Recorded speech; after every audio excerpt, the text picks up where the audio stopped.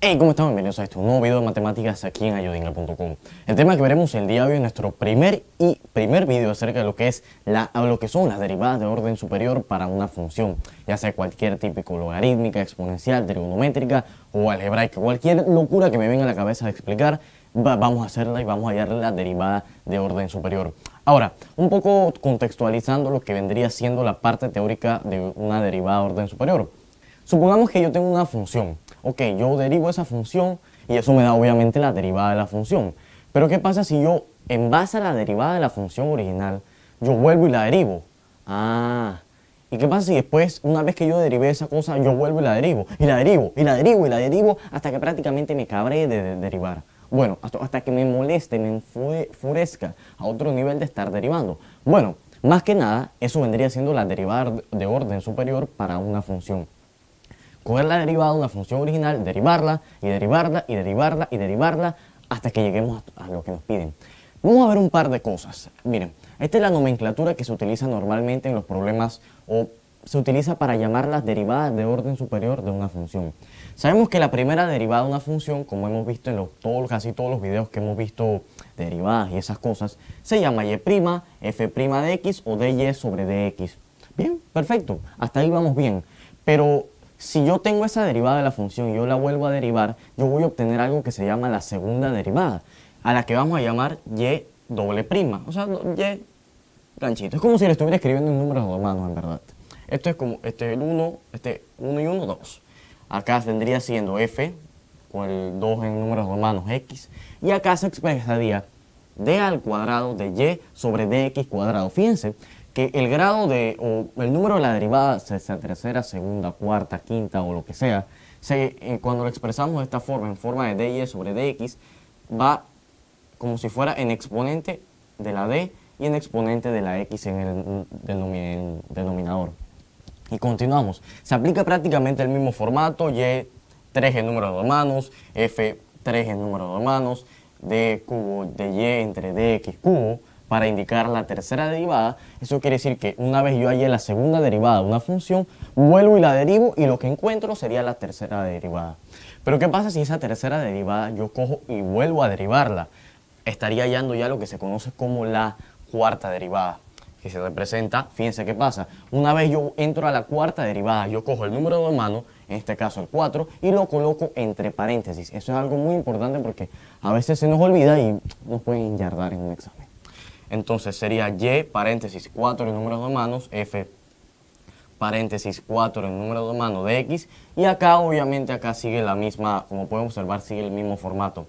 El grado de la derivada, o no tanto el grado, sino el orden de la derivada, se coloca como exponente de la d y como exponente de la x en el denominador. Seguimos por acá, y5 en números romanos con el paréntesis, f5 con números romanos en paréntesis, acá se aplica lo mismo.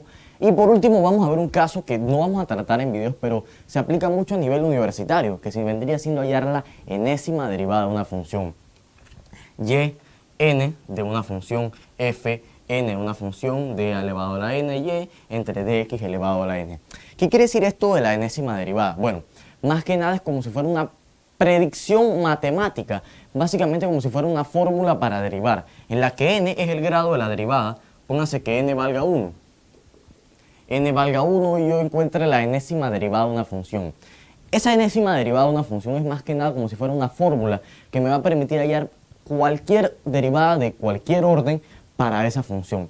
No la vamos a trabajar mucho, pero tal vez en próximos videos, vayamos a la universidad, vamos a trabajar mucho lo que es la enésima derivada, que se trabaja mucho con sucesiones geométricas, trigonométricas, todas esas cosas. Se utilizan muchos medios matemáticos para poder hallar lo que vendría siendo la enésima derivada.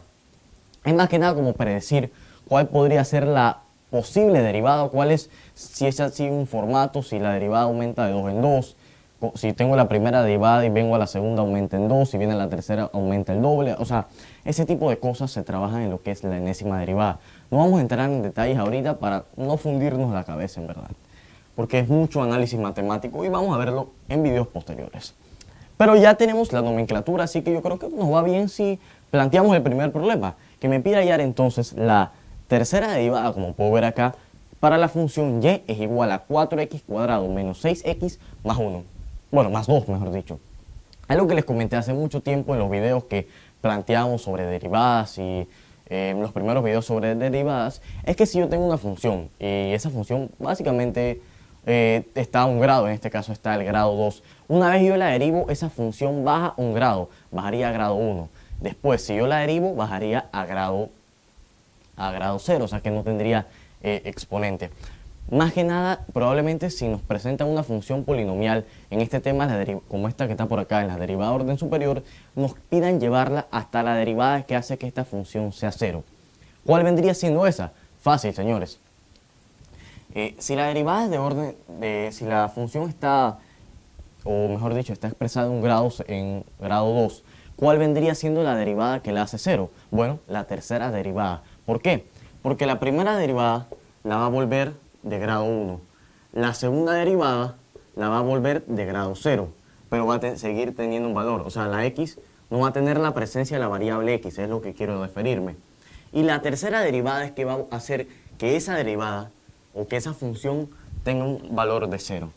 Entonces, por lo menos si tuviéramos una función cúbica acá, o una función de grado 3 acá, la derivada que haría 0 esa función vendría siendo la cuarta derivada. Y así, es como una pequeña formulita. Si queremos hallar la derivada para hacer 0 a una función polinomial, en este caso, fácil, lo único que tenemos que ver es el grado que tiene esa función y sumarle 1 y encontrar esa derivada. Esa derivada va a ser la que nos haga 0 a la función. Pero vamos a hallar esta. Me piden hallar la derivada, la tercera derivada de esta función. Bueno, vamos a hallar la primera entonces.